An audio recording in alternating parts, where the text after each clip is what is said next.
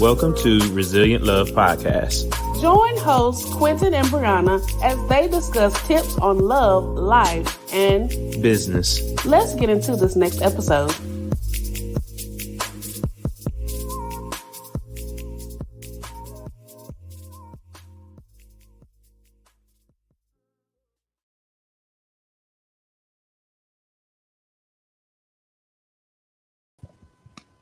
What's up, everybody? What's up, everybody? We are back with another episode of Resilient Love.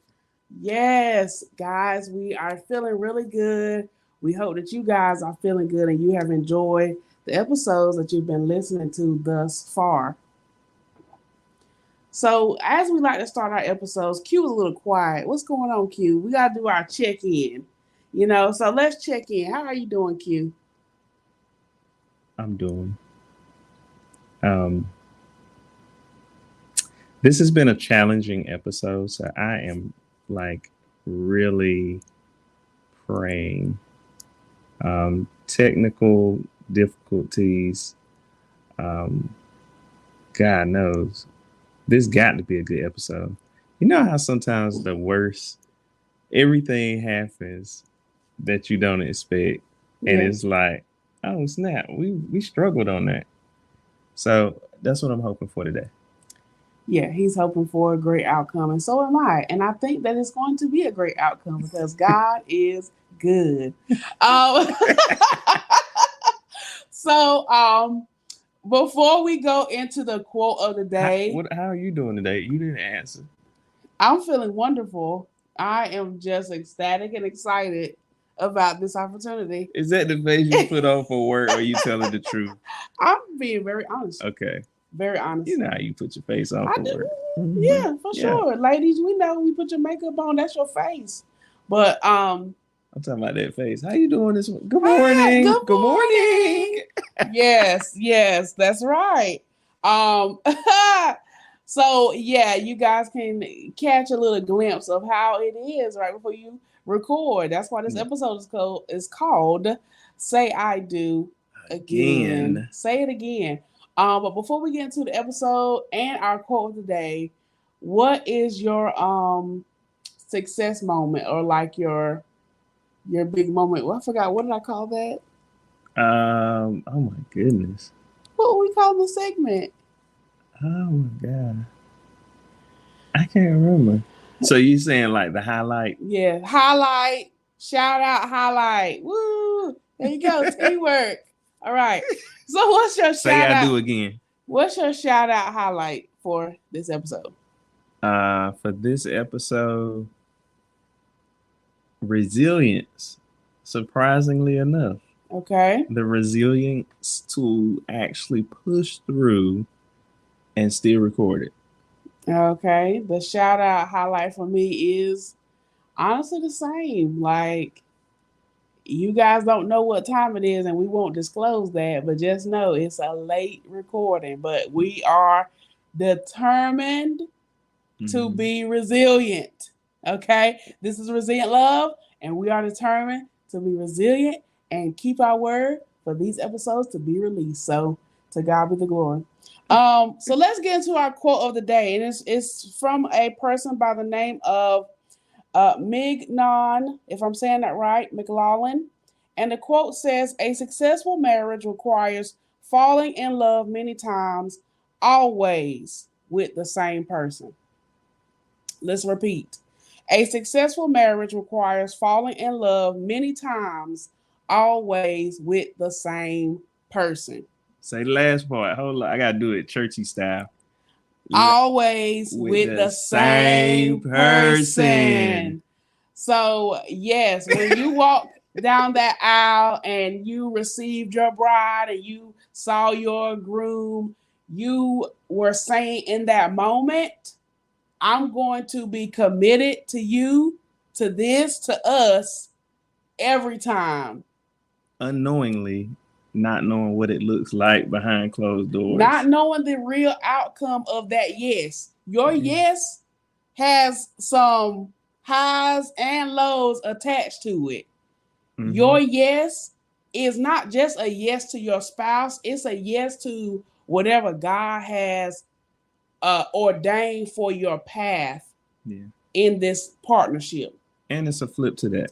Go ahead. So when I heard you say it twice, I'm thinking, okay, somebody may be listening and it's like, okay, me and my bride, we stayed together prior to marriage. Okay. During our dating season, we stayed together. Let's just say a year or two. So we know each other. Right. But the difference is, once you say I do, it's different. Once you say I do, it really is different. Regardless if you stay together or not, it's just different. And I just wanted to highlight that because somebody may be thinking like, well, I know them. I've been living with them, but you haven't been living with them with a title, a real. That's good. That's good. I hope y'all caught that. It's a difference.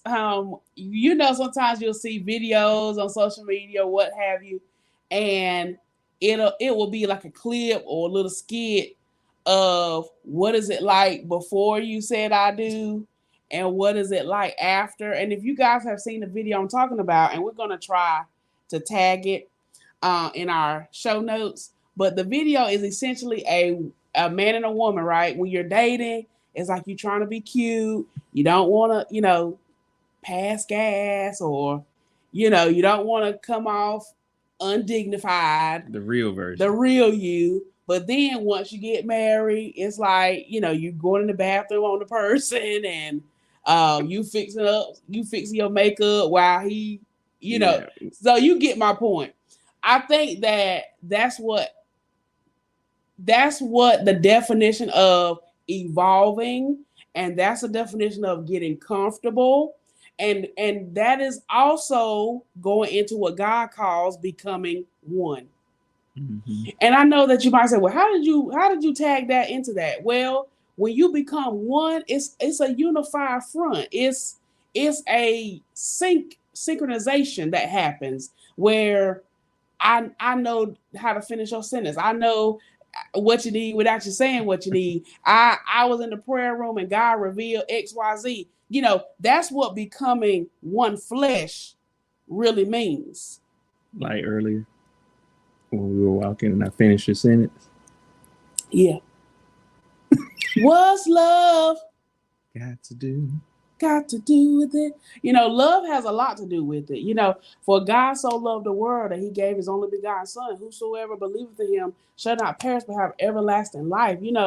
When you think about love covers a multitude. When you think about love, I want you to go to 1 Corinthians chapter 13. When you think about love, there's multiple scriptures in the Bible that can really express God's love in general.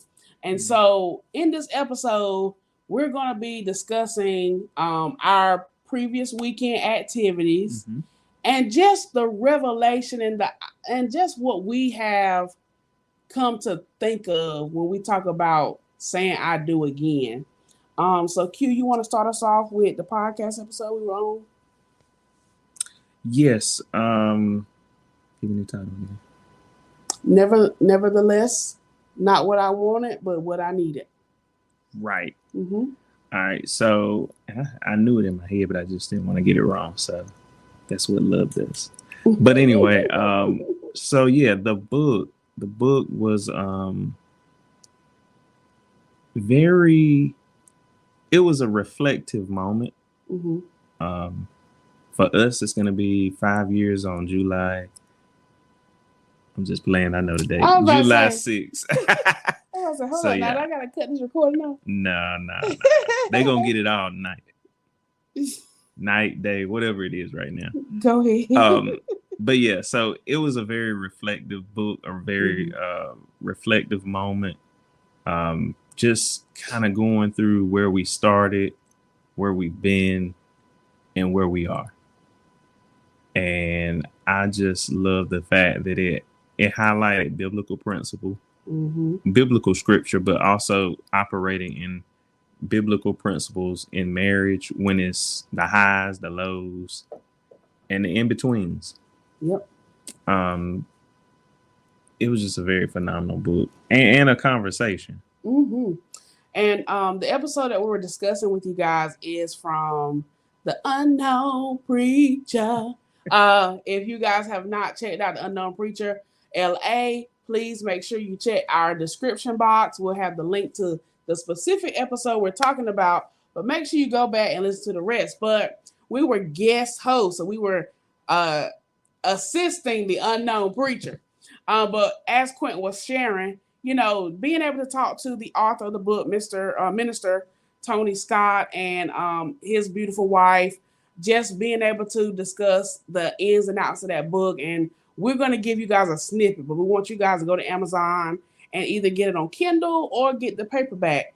But the theme of the book, there are multiple themes in the book, but one of the themes that we really highlighted was the testimony of overcoming the challenges that the enemy does to attack your marriage. When you are overcoming the challenges that attack your marriage, you have to literally go back to the basics.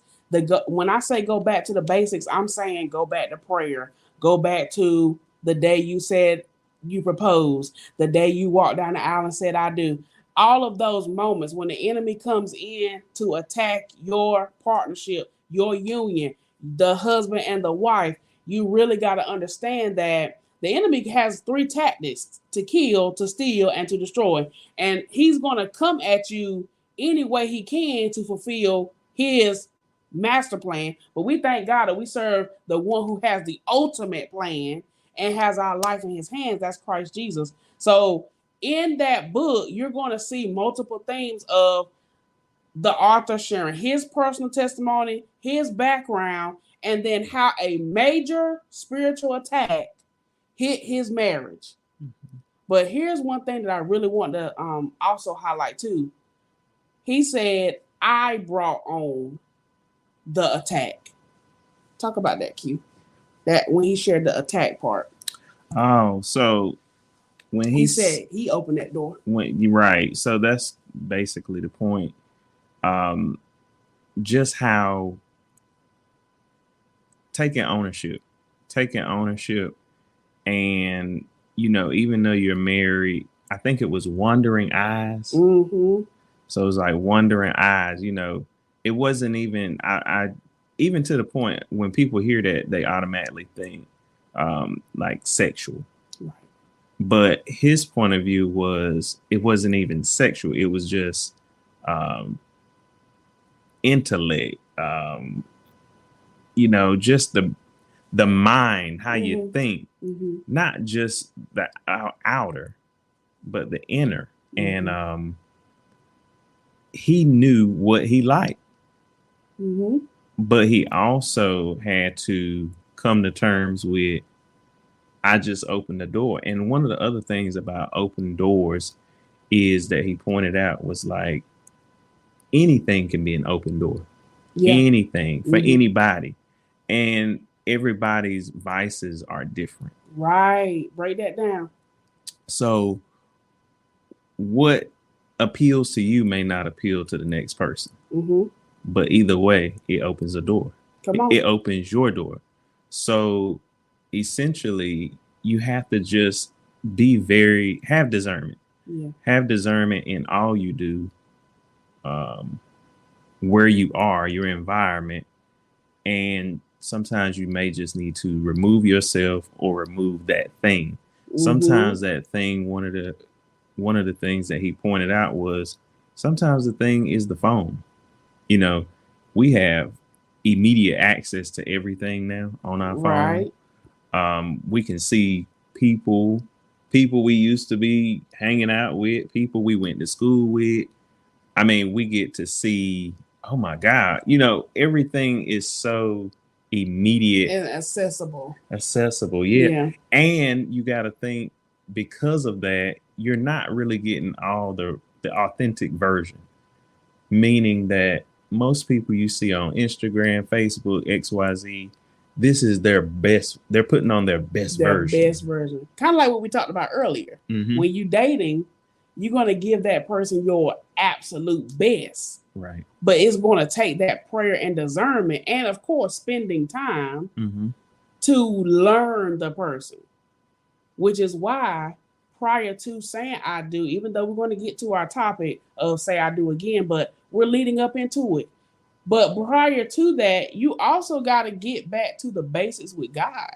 Because like if you don't have that self-awareness of, because that's really what the author was saying. He has an awareness that these things trigger me or these things appeal to me. And so because he was taking ownership of that, he was able to address that not only with his wife, but also in prayer.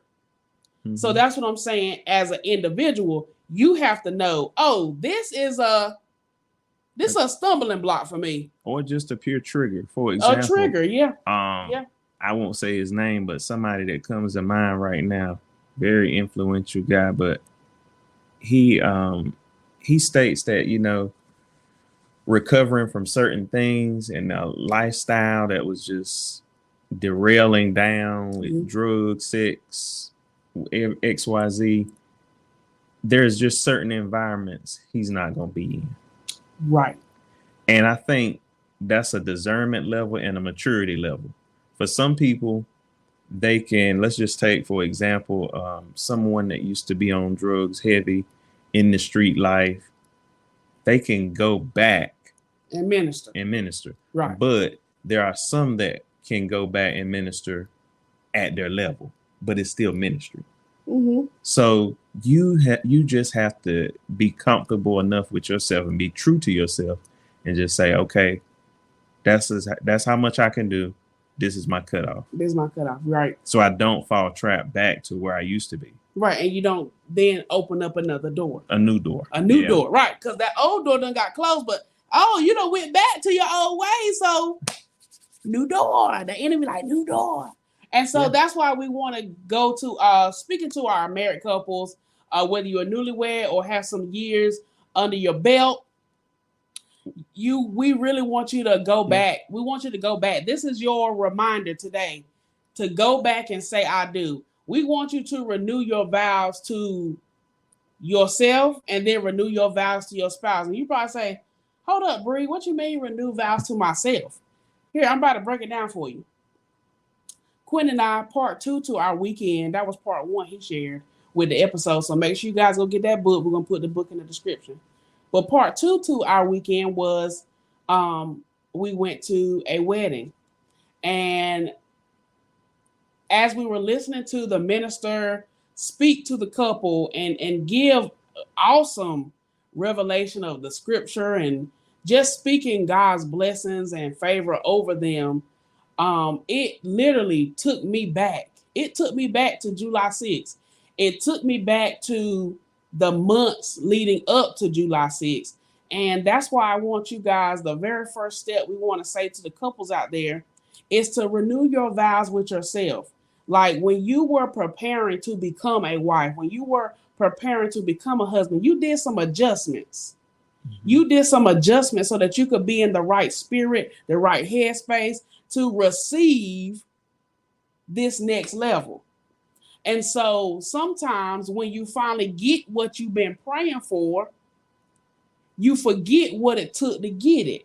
You forget that it took prayer, fasting. You forget that it took some practical things like dating, keeping yourself up, dating, being intentional. Thank you. Being intentional overall. So that's what we want you to say. First step, renew your vows to yourself. When you were saying like, I want a man who has this, who does that, whatever. Are you evolving? Since you said I do, where are you at individually? Where are you? Check you. Then part 2, renew your vows to your spouse. You know, we said these phrases: for better, for worse, for richer, for poor, in sickness and in health, until death do us part. We said those 4 phrases, and some of us did individual custom vows, and go back to those. For those of y'all that wrote them out, go back to that paper, go back to that book, go play your video again. I know y'all got your video. Go play your video again. We want everybody who is a newlywed to the seasoned married couples, go back and say I do again. And say I do, I will, right? Because some minister said, say I will, right? I will blank, I will. And that's something else. When you say I will, that's showing a willingness and openness. When you say I do, that's an action. That was another quote that we were looking at. Marriage is not a noun, it's a verb. It's what you do. Loving you is showing you love. That's an action thing. True. That's an action. What you want to say on that, babe? It's, with all that being said, I mean, I really can't follow up with too much on that. Oh my gosh. But I will just say, like, it's real easy after maybe a year. I think after, I'll say even, I won't say 6 months. I think 6 months is still fresh. But after a year, it's real easy to get in, like, almost like a stale moment where you feel you don't go out as much. You don't make plans like you used to. And a lot of times, I will be honest, depending on the work you do, work plays a very big part of that. Break it down. Because that's what you do for a very big portion of your day. That's a majority of your day. Most people work an 8-hour day. Right. If not more. For those that don't, God bless you. And please be using your time wisely when you ain't working 8 hours. Please. There's no, I'm going to be honest, there's no excuse for you. And there's no excuse for any of us. And that's my point. Like, we have to be intentional no matter what season we find ourselves in, what challenge we find ourselves in. And I think I even said this earlier. Challenge is going to do one or two things. It's going to challenge you until you change. That's right. And you just have to figure out which side of the spectrum do you want to be on. Right. You want to stay on the challenge longer, or you want to change? Yeah. And get the reward. So like, I can remember, like, you literally told me one time, you was like, we don't do stuff like we used to, or like having something to look forward to on the weekend, or even in the weekday. You know, one thing we incorporated, I think maybe a year or two ago, was doing like the Tuesday night movies. Yeah. $5 movie night. Yeah. And just random work week night. Stop trying to wait till the weekend. Come on. I'm gonna be honest. Like, that has irked me. That's irked myself in the last. I'm bothered by myself. Yeah. By just trying to wait till Friday, be dog tired on Friday, fall asleep on the couch trying to talk, look at a movie, get up Saturday trying to cover 1,000 things. Tell it.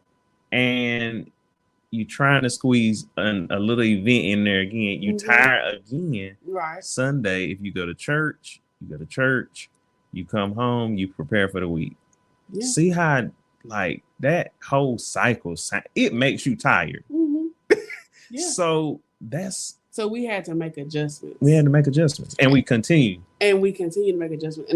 And that's another reason why we want to bring this episode to you guys, because when you saying I do again, and God gave me this simple revelation, but it's still profound, that when you do something again, that's what so like relaunch. God told me relaunch, renew, restore, revive. When you hear those terms, right? Is a prefix that means again, like a do-over. And so I just thank God for his grace and his mercy that he allows us to do it again. Every morning that he allows us to wake up, that's like an opportunity to get it right again. And so we want marriages to get it right again. Like, get it right. Get back to loving your spouse. Get back to those basic. You used to send cute texts like, what you doing? Where you at? Hey, you got plans? I don't say that. Shut your mouth. And I learned this one from an old school guy. I look too good. Technology make it easy for you. Yeah. Just send a YouTube video. Let me tell y'all something. This is why Quinton and I are talking about this, because before we said I do, we did this. So now that we have said I do and it's going into our 5th year, we can tell you guys from both sides of the spectrum that you have to revisit. We know of a couple who is renewing their vows this summer. And like, we love Kev and Melissa. Mm-hmm. They are renewing their vows over, this will be their 20th anniversary. And so they're renewing their vows, doing it big, right? We got a third point we're going to mention before we close the episode. But to close this point out, I just want everybody to know that when Quinton and I were dating, even though he didn't claim the title dating, for a season. Alone now. Okay. I feel the shade. But we were doing pins. True. I was going to say, that is funny. I literally was like, should I say this or should I hold this? No, we just finished the thought. It was there and then it. That's so funny. But when we were dating, we used to send each other pins from Pinterest. So we started a board and I would be like, what you think of this? Or I saw this outfit I did, or what about trying this new food when we go, cook at the house or something? And we were very interested in real estate design. So we did a board just off of dream houses. Mm-hmm. So we did a board off a dream wedding. For somebody, this might be a good idea. Yeah. So try it. Try it. And tell us, and don't just try it. And tell us. And then go follow us on Pinterest. Go follow us. Check out our pins. We still pinning. You see, we still here. But no, all jokes aside, like, that's a simple example that we truly still do today. We send each other pins when we have ideas. But you didn't say, I'll say it. Go ahead, break it down. So where was, you may be wondering, where was the pinning? Mm-hmm. Almost like Pinterest, dating Pinterest version. Yeah. Where was that birthed from? And your answer is, it was birthed from distance. Ooh. Uh-oh. So proximity. Come on now. Created purposeful conversation. Come on, Quinton.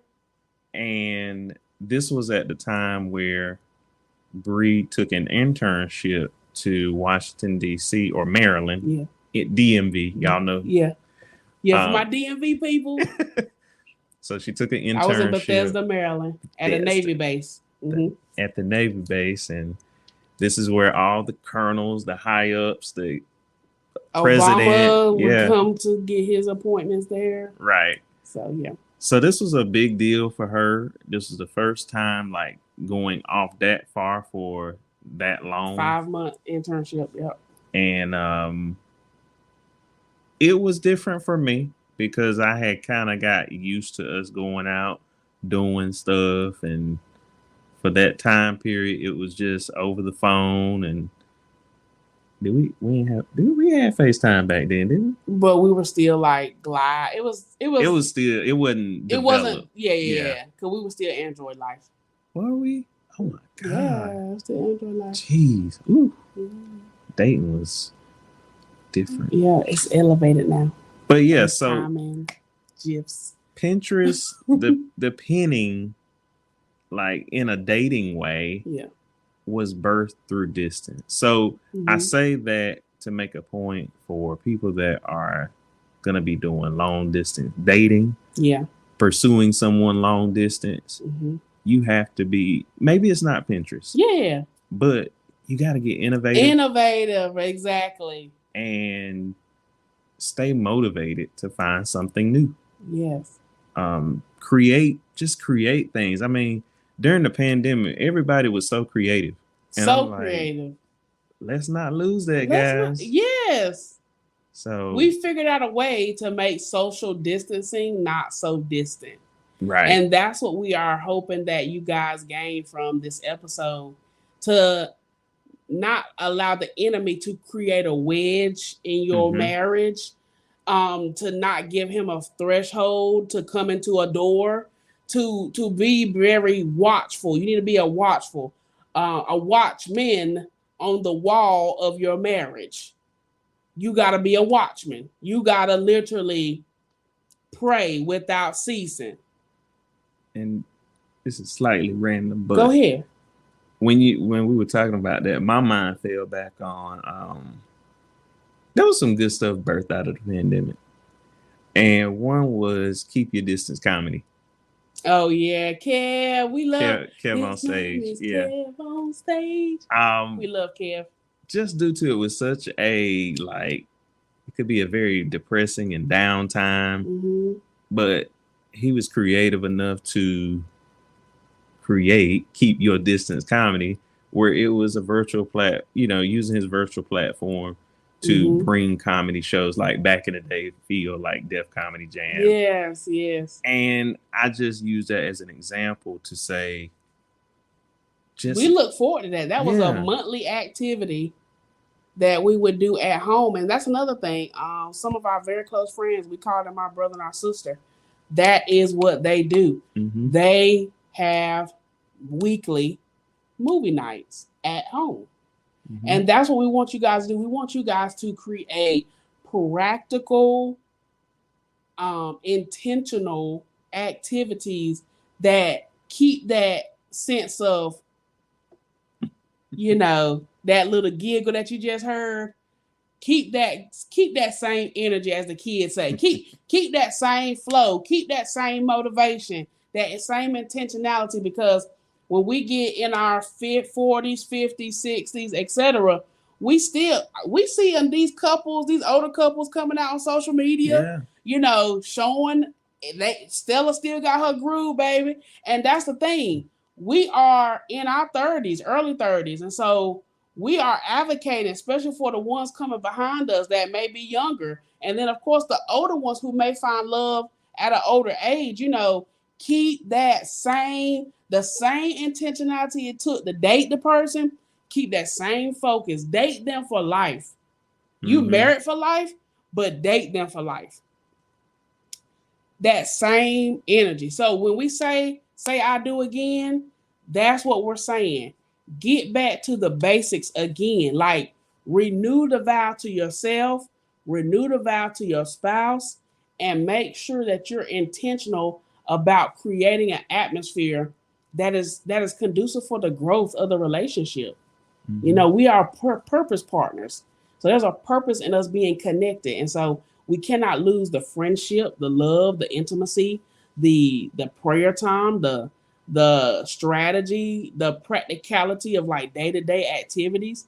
And we just cannot get overly consumed, by what's, like you mentioned earlier, about work-life balance. We talk about that, but that's real. You really have to balance. I do clock in here, but now I need to clock in for my family. I need to clock in for my marriage. I cannot continue to run their clock. Right.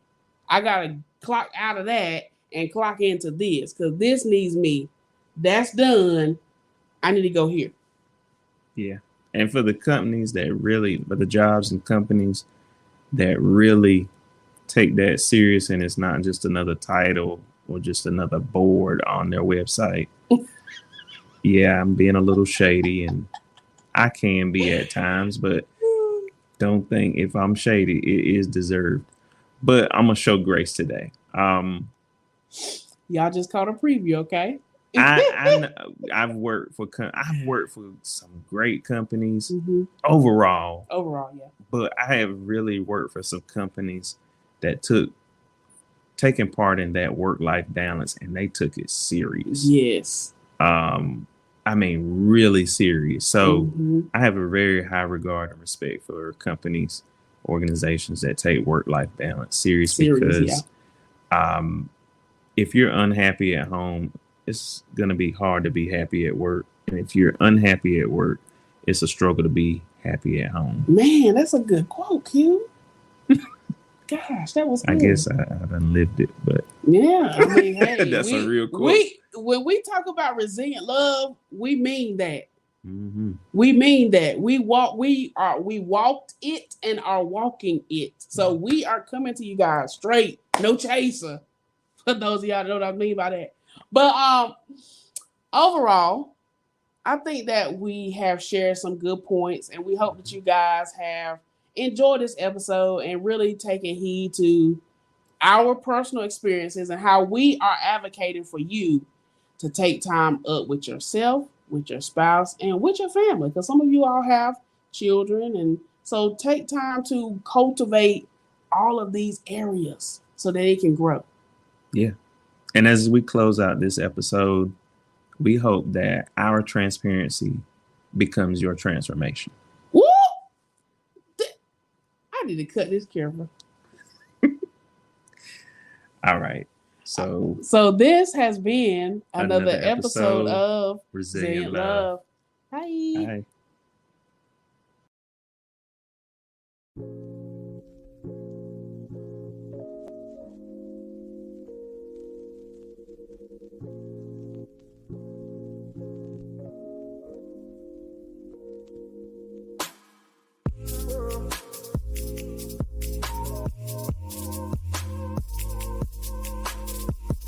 Thank you to all listeners and subscribers.